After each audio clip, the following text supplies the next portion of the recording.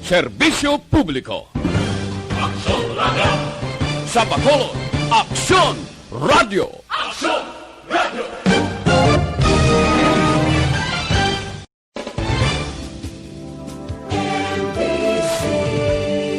Manila Broadcasting Company. Sa balita, komentaryo, isyu, serbisyo publiko. Aksyon Radio! Sa Bacolod, Aksyon Radio. Aksyon Radio!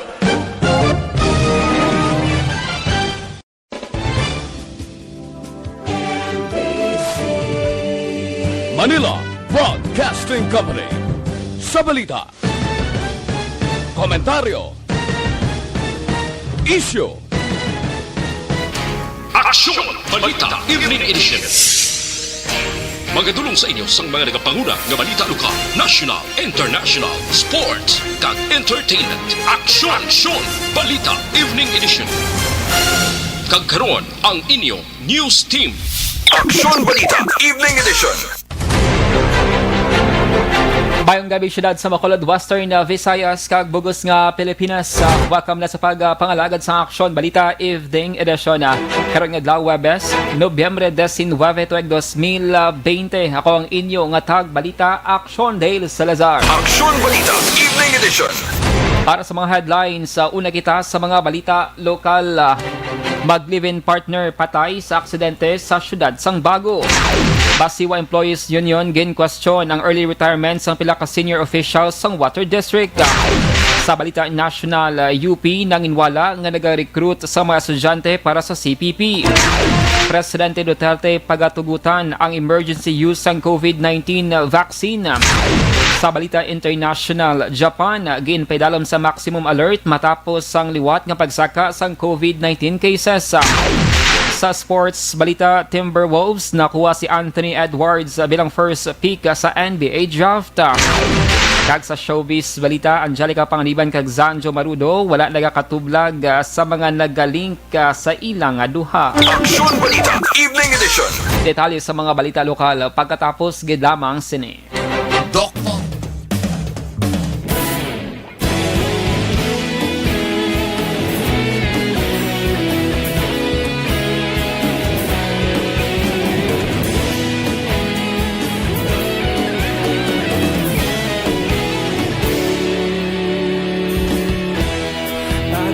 Banwa, mabugnaw nga hangin nagadapyan na.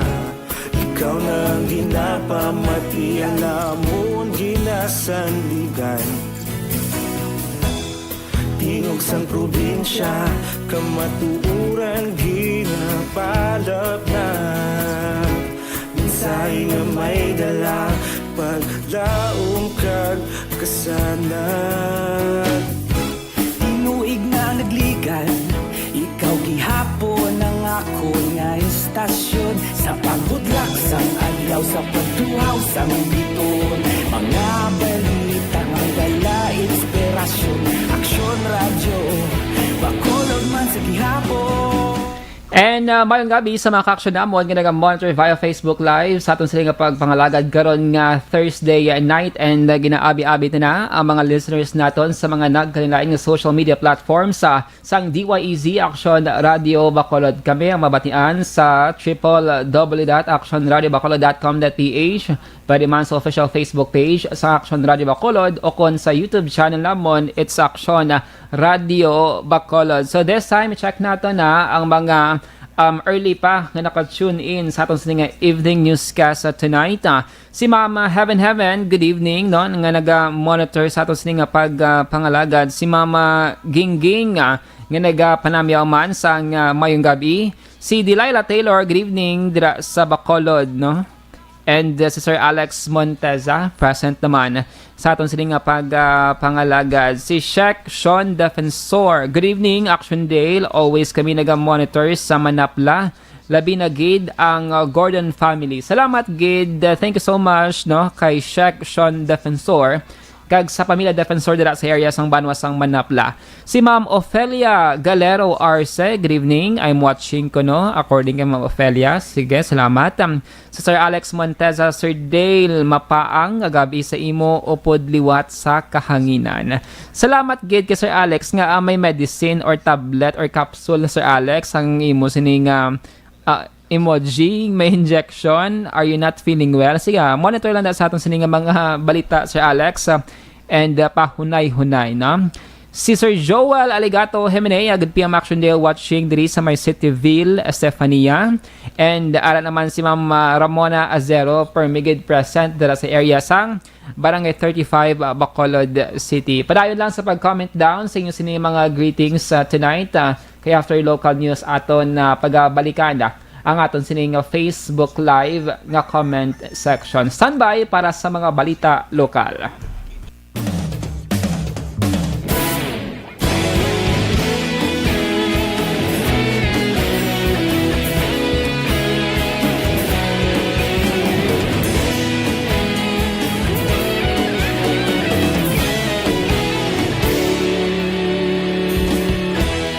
Agapasang banwa, mabugaw nga hangin nagadapyan na.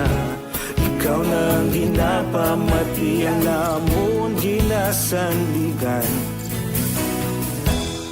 Tingog sang probinsya, kamatuuran ginapalap na. Minsay nga may dala, paglaom kag kasanan. Tinuig na nagligan, ikaw gihapon ang ako nga istasyon. Sa pagbudlak sang adlaw, sa pagtuhaw sang biton. Mga balita ng gala, inspirasyon. Aksyon radyo, bakolog man sa gihapon. Padayon aksyon radyo, bakolog sa luto sa imo. Padayon aksyon radyo, salamat isa pagserbisyo. Patas ka balanse, patuod ng mensahe, wala sang hinagang piligan. Padayon aksyon radyo.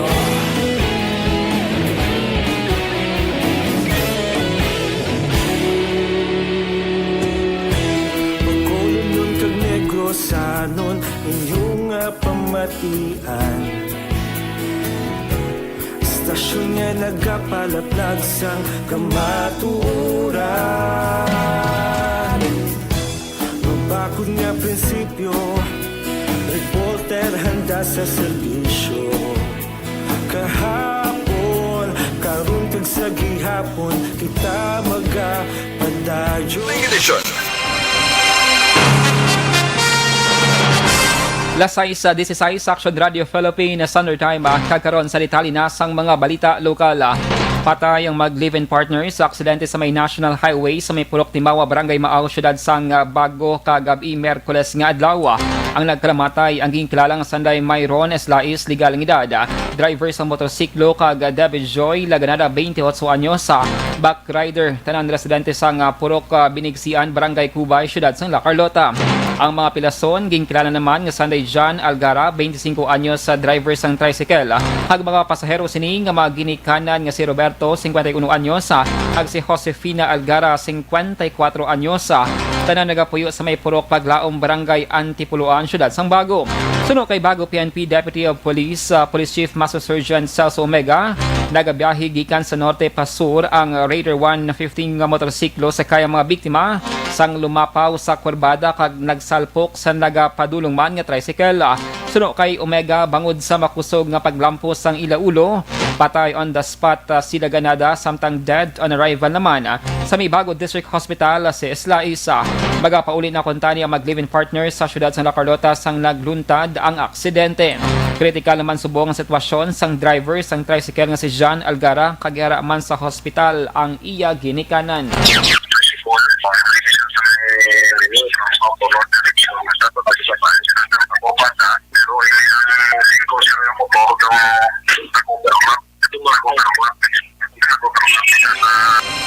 Nabatian si Police Chief Master Sergeant Salso Omega sa Bago PNP. Nabuhang ang tubig halin sa nagsirang minahan sa Barangay San Jose, Syudad sang Sipalay, Negros Occidental. Sa interview sa Action Radio Bacolod, ginpahag ni punong Barangay Marlon Canillo Sr. Ining natabo mga alas 3 sang kagahon sa tong Martes nga adlaw Nobyembre 17. Suno kay Canillo nga bangod sa mabasko nga ulan, nag-awas ang tubig halin sa pit mining kag nalapawan man ang mga materyales nga gintabon o kon ginpunong sa kalog nga ginaagyan sang tubig pakadto sa mga talamnan. Ginklaro man sang punong barangay nga wala sang ginbilin nga halit sa propiedad ang among nga trahedya. Bangod kapin sa 700 metros ang kalayon sa mga panimalay halin sa minahan. Base sa pagbulubanta ni Canillo, ang pit mining nagadalom sang tubtob 285 metro hang nagasangkad sang masobra 30 hektarya. Ini na ang kaduwa nga pagkabuhang sang tubig sa diin ang una nagluntad nagligad nga 2019 na. Lagi man delikado, sir. Ang pag-abot mo sang libil sa sapa, o mauntat naman sa sanggwa, kaya ang sinking namon, below sea level na mo. Oo. Kasi pag-abot na sa elevation sa suba, mas tap na laya ang flowing sa tubig. Oo. Pero, why man, sir, Dapat yan si punong barangay Marlon Canillo Sr. sa syudad sang Sipalay. Sa iban nga balita lokal, gin-question si karon sang Basiwa Employees Union o BU ang promisa sa mga top officials nga proteksyonan ng interes sa mga empleyado kag konsumidor matapos nag-avail sang early retirement. Suno kay BU President Lenis Espina, ang early retirement ang gintanyag sa mga empleyado tubtob Desyembre 31 sini nga tuig kag nahibaloan. Gintanyagan sila sang 250% nga early retirement payment. Suno kay Espina i-charge sa mga konsumidor sa mabot nga mga tinion. Dugang pasini nga sa karon mayara sa mga empleyado nga nagpa-absorb sa prime water, agiban ang nagapabilin sa gihapon sa Basiwa. Nagahimo pa man sa mga tikang BU agud padayon nga pamatukan ng joint venture agreement. Ginabisuan ni Espina mga konsumidor nga maghimo sa ilakaw galingon nga tikang bangod sila ang unang maapektuhan sa tion nga i-privatize ang water district. Hindi lang sa employees ang epekto sinimo kung tanawon tagid. Okay. Kay ang mga top official mismo, amo ni sila ang nag-negotiate sa joint venture agreement. Buot silingon sila ni ang nakabalo At hagunta ang rank and file wala gani kakita sa signed na joint venture kay hasta subong wala kami gintagaan sang copy sina. Nabatian si Lenis Pina, ang presidente sang Basiwa Employees Union. Samtang nagapadayon sa karon ng surveillance testing sa duwa ka mga pribado nga kompanya sa syudad sa Bacolod sa diin mayara sang kapin 1,800 ka mga empleyado. Ginpahag ni City Administrator kag Emergency Operations Center Executive Director M. Ang ini nga inisyatibo ang ginhimo sa mga kumbuyuhan bilang suporta sa padayon nga pag-away sang lokal nga panguluhan sang syudad batok sa COVID-19. Suno kay ang mga kompanya nagbayad sang tanan nga kagastuhanan para sa sining aktibidad. Samtang ang syudad naman ang nagprovide sa mga doktora. Sa piyak nga bahin, ginkompirmar man ni ang planchado ng schedule para sa pagpatigayon sang surveillance testing sa mga food deliveries nga nag-operate sa Bacolod. Sa diin ini ang gintalana sa katapusan nga weekend karon nga bulan sang Nobyembre. Pagsugod sang EOC, shortly after, in-assign siya sang WHO dire. Kay WHO na siya, pero Nabatian si Bacolod City Administrator M. Ang. Action Balita Evening Edition. Lasay sa 21 Action Radio Philippine Standard Time, TTX 500 capsule mga ka-aksyon para sa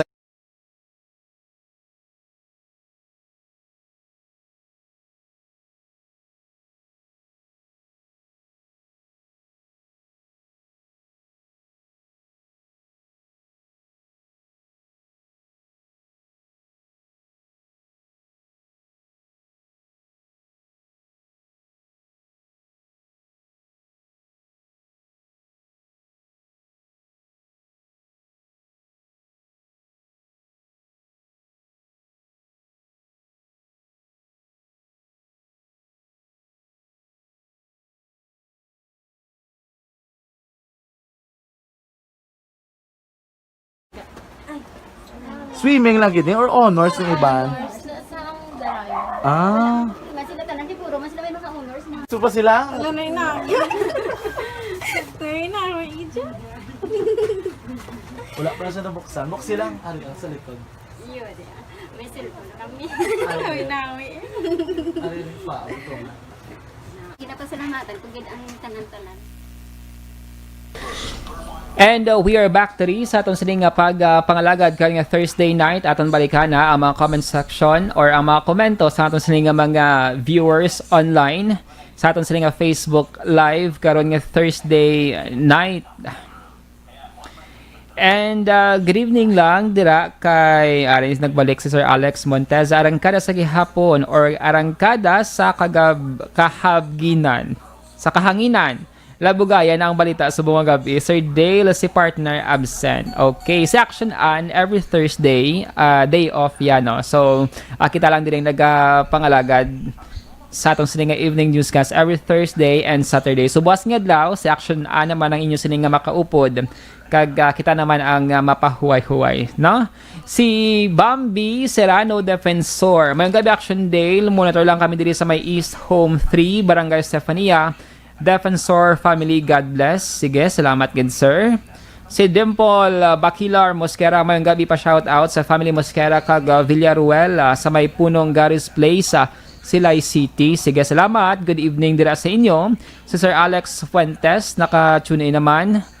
Si Sir Alex Monteza sa Liwata, tungod I'm just hoping everyday vaccine will be available soon. Just praying for medicine. Sir Dale. Okay, sige, salamat no kay Sir Alex Monteza nga aware gid sa mga latest events sa aton nga pungsod Pilipinas. Si Ma'am Josette Magua de los Reyes, good evening, watching from Purok Palma, Barangay Antipolo. Hi lang sa tanan nga nagapamati sa Action Radio. God bless sa aton tanana. Mayong gabi Dale kag sa pamilya Joso sa may La Carlota City. Sige, salamat gid. Oy, sa mga ka-action namo na padayon sa gihapon ang aton sining nga pagbaton sa mga donations para sa mga biktima sang bagyo dito sa area sang Luzon. So pwede gid kamo magpakig-angot kung may mga donations kamo dira in kind o con cash sa Action Radio Bacolod official Facebook page. Padala kamo dira sang mensahe kay i-follow up namon ang inyong sinikon. Pwede man ipa-pick up if within Bacolod City or diin man sa Negros. Ngitaan naton sang pamaagi para makabuli kita sa mga typhoon victims dito sa area sang Luzon. Sa Luwata, i-check lang or visit or leave a message sa Action Radio Bacolod Facebook page. Magabalik kita dugay-dugay pagkatapos sining. Standby.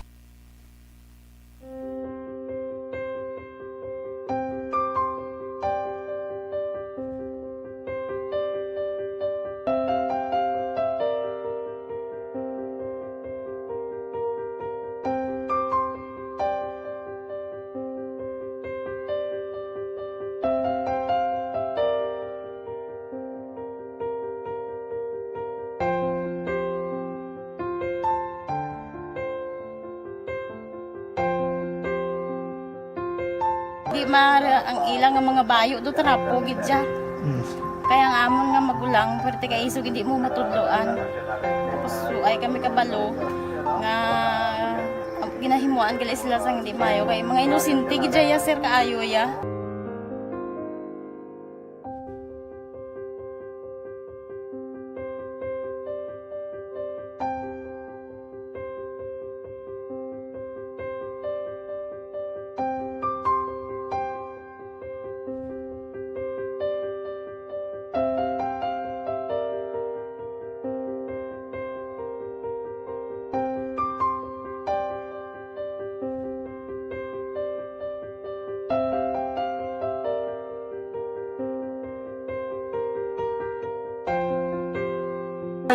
Hi, Tanay. Hi. Ano yung start ng start? Gaspila pa sila tanan. Sila tanan eskwela, sila sir. Parang kay siling ko hindi na ya upang ang natabo sa inyo kabuhi, sa inyo pag-eskwela. Kay base pila ka adlaw. Maprofessional man ka mo kay siling ko sa ila ang Ginoo. May ginatigana gid nga tawo nga makabulig man sa inyo. Way gid ko nagsala. Amanasing ko buot nga mo pirme para nga kag ma-pray ka mo nga ang kinanglanon niyo ihatag sang Ginoo sa inyo kay sa Ginoo ya ang mga himala, mga imposible. Way na iya sang imposible sa ila. Basta nga buot ka lang di sa kalibutan. Tuma sila kaluoy sang Ginoo. Ang ilang nga kinahanglan na hatag manggid. Di pa kita pa sila? Papa nila o mama nila? Hadlok sila sir. Hadlok. Grabe trauma nila. Primero pagkatabo na rescue namon sila. Pagkakurog-kurog, idala namon sa police station.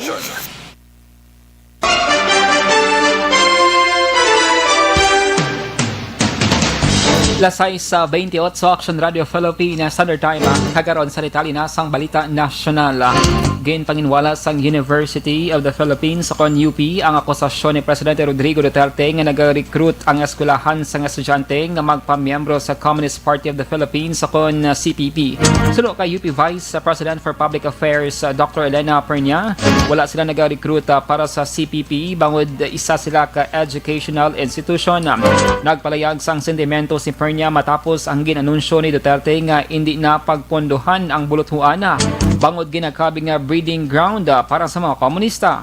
Suno kay Pernia bangod sa liberal environment sang UP, ginatuduan ang mga estudyante nga mangin critical thinkers kang dapat paminsaron gina-recruit sila para sa anti-government forces. Sa nibluan ang UP ang may 50,000 tubtob 60,000 ka mga estudyante, masobra 5,000 ka mga faculty members, masobra 5,000 ka academic staff, kag 16 ka campus kag 8 ka iban pa nga attached units. Ang UP ang ginpinansang 19 bilyones pesos nga pondo para sa proposed 2021 national budget. Pagatugutan naman ni Presidente Rodrigo Duterte ang emergency use ng coronavirus vaccine kag ginaprobahan naman ang advance payment para sa mga pribado nga developers. Suno kay Presidential Spokesman Harry Roque, si Duterte ang natadana nga mag-issue sang executive order kon EO para sa emergency use ng bakuna. Ginpathag ni Roque nga ang mga bakuna nga ginaprobahan sa ibang nga pungsod ang pwede nga mausar sa lokal pagkatapos sang 21 kadlaw, mas manipot ikumparar sa 6 kabulan nga requirement nga verification. Ginanunsyo man ni Roque nga nagsugot na si Duterte sang advance payment para sa mga private vaccine developers para masiguro nga mayara sang supply ang pungsod Pilipinas. Ginaduso ni PNP Chief Police General Devon Sinas nga pasangkaron pang anti-illegal drug measures sa hanay sa mga police trainees. Sa speech ni Sinas sa ika-15 founding anniversary sang PNP Training Service, iya ginpalayag ang pagpatuman sang random drug testing para sa mga trainees. Nagpanumdum si Sinas sa mga police trainees nga ang illegal nga droga ang wala lugar sa PNP. Una na nga nagpromisa si Sinas nga iya pahalinon ang mga narco cops sa terminal bilang bag-o nga PNP Chief. Aksyon Balita Evening Edition. Lasay si Media Action Radio Philippines Standard Time dugang ang mga balita pagkatapos gid lamang sini. Hindi pa rin natatapos ang laban natin sa COVID-19. At sa labang ito, isa sa pinakamahalagang armas natin ang tamang impormasyon. Importanteng maalam tayo kung paano ba natin mababawasan ang tsansang mahawaan tayo ng COVID-19. Pero, ano nga ba ang alam natin ngayon tungkol sa pagkalat ng COVID-19? Base sa kasalukuyang pag-aaral, ang COVID-19 ay sumasama sa droplets sa tuwing may umuubo, bumabahing, kumakain, nagsasalita, o kahit sa paghinga. Kadalasan, hindi natin namamalayan ang pagtalsik ng mga droplets na ito dahil hindi sila nakikita. Ano naman ang magagawa natin para maibaba ang exposure natin o tsansang magka-COVID? Kailangan nating maibaba ang exposure mula sa virus tuwing nakikipagsalamuha tayo sa iba. Isa sa pinakamainam na tool ang face mask upang mabawasan ang ating exposure at ang pagkalat ng COVID-19. Kaya naman, face mask ang bida topic natin for today. Binabawasan ng mask ang tsansang makahawa at makapanghawa tayo sa ibang tao. Ayon sa current studies, kaya nitong bawasan ang ating risk of infection ng 67%. Ngayon, napakadami ng face mask na available para sa atin.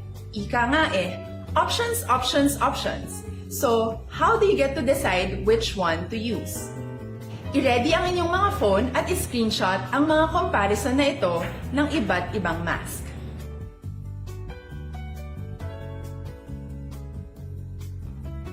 Ngayon, alam na natin na maaari tayong gumamit ng cloth mask. Alalahanin po na hindi pwedeng i-side A at side B ang cloth mask. Labhan ito araw-araw gamit ang maligamgam na tubig, detergent at bleach. Para naman po sa mga medical or surgical mask, tandaan na hindi ito maaaring i-recycle. Itapon na ito pag madumi na, basa na o gamit na. Samantala, ilaan naman po natin ang mga N95 mask para sa ating mga healthcare workers na patuloy na nakikipaglaban sa COVID-19. Huwag din po natin kalimutan na hindi natin nirerekomenda ang paggamit ng N95 respirators with valve. Habang kaya nitong protektahan ka sa virus, hindi naman ito mapoprotektahan ang mga tao sa paligid mo, lalo na kung may sakit ka. Of course, face masks are not enough to protect us. It should still be coupled with other preventive measures. According to studies, kung magsuot ka lang ng mask at didistansya ng at least 1 metrong layo sa iba, mababawasan na agad ang tsansa mong makahawak at mahawaan, kaya ituloy lang natin ang pagprotekta sa ating mga frontliners at komunidad sa pamamagitan ng pagiging bida. B. Bawal walang mask. I. Isanitize ang mga kamay at iwas hawak sa mga bagay. D. Dumistansya ng hindi bababa sa 1 metro. At A. Alamin ang tamang impormasyon. Lahat tayo ay may responsibilidad sa isa't isa na bawasan ang risk nating makuha ang virus.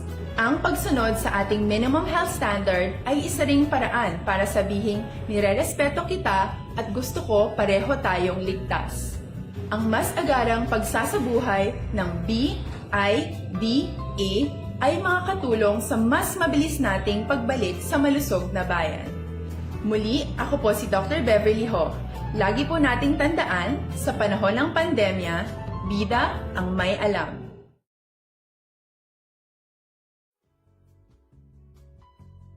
Hindi pa rin natatapos ang laban natin sa COVID-19.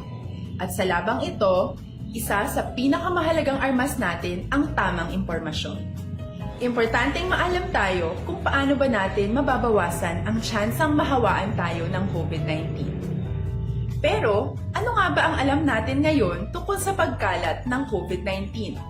Base sa kasalukuyang pag-aaral, ang COVID-19 ay sumasama sa droplets sa tuwing may umuubo, bumabahing, kumakain, nagsasalita, o kahit sa paghinga. Kadalasan, hindi natin namamalayan ang pagtalsik ng mga droplets na ito dahil hindi sila nakikita. Ano naman ang magagawa natin para maibaba ang exposure natin o tsansang magka-COVID? Kailangan nating maibaba ang exposure mula sa virus tuwing nakikipagsalamuha tayo sa iba. Isa sa pinakamainam na tool ang face mask upang mabawasan ang ating exposure at ang pagkalat ng COVID-19. Kaya naman, face mask ang bida topic natin for today. Binabawasan ng mask ang tsansang makahawa at makapanghawa tayo sa ibang tao. Ayon sa current studies, kaya nitong bawasan ang ating risk of infection ng 67%. Ngayon, napakadami ng face mask na available para sa atin. Ika nga options, options, options. So, how do you get to decide which one to use? I-ready ang inyong mga phone at i-screenshot ang mga comparison na ito ng iba't ibang mask.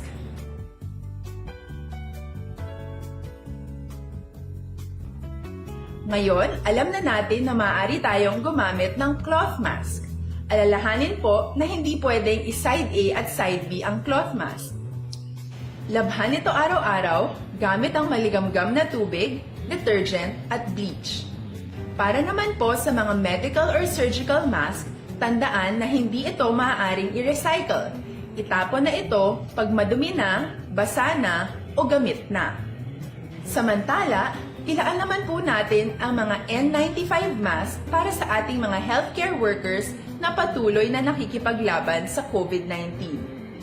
Huwag din po natin kalimutan na hindi natin nirerekomenda ang paggamit ng N95 respirators with valve. Habang kaya nitong protektahan ka sa virus, hindi naman ito mapoprotektahan ang mga tao sa paligid mo, lalo na kung may sakit. Evening edition. Kagaron sa detalye na sang balita international, naka-maximum alert sa karon ng Japan matapos nga naka-record sa mataas nga kaso sang COVID-19. Masobra 2,000 ka mga kaso na record nationwide sang Merkules nga adlaw kag malapit sa 500 ang na-record sa Tokyo. Sunod kay Prime Minister Yoshihide Suga, nagapanawagan ini sa mga Japanese nga magsunod sa mga regulasyon nga ginapatuman lakip ng pagsuksok sang maska.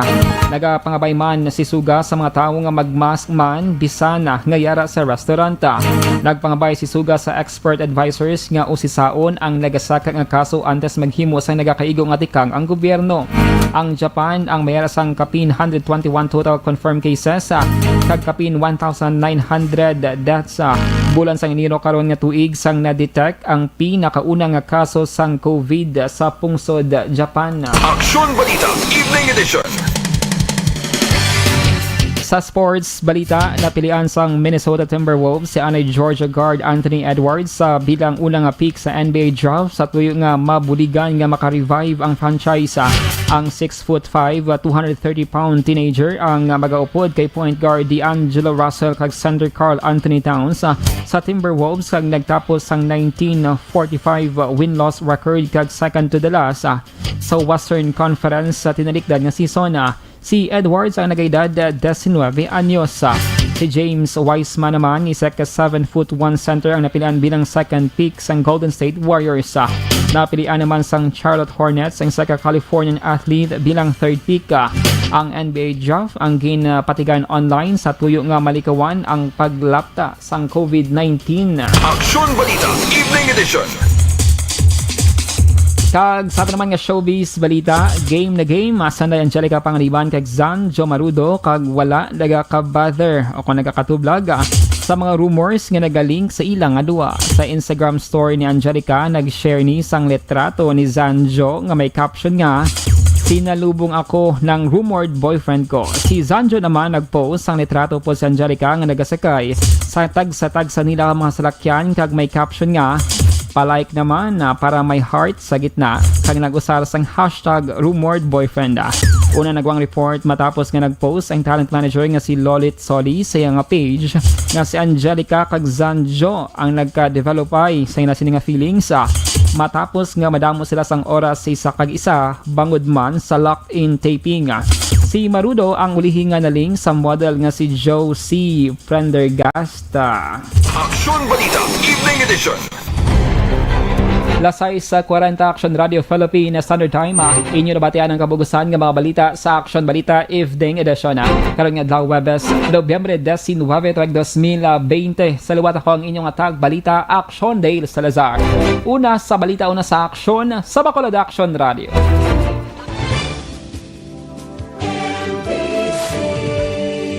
Manila Broadcasting Company. Sa balita, komentaryo, issue, serbisyo publiko. Aksyon Radio.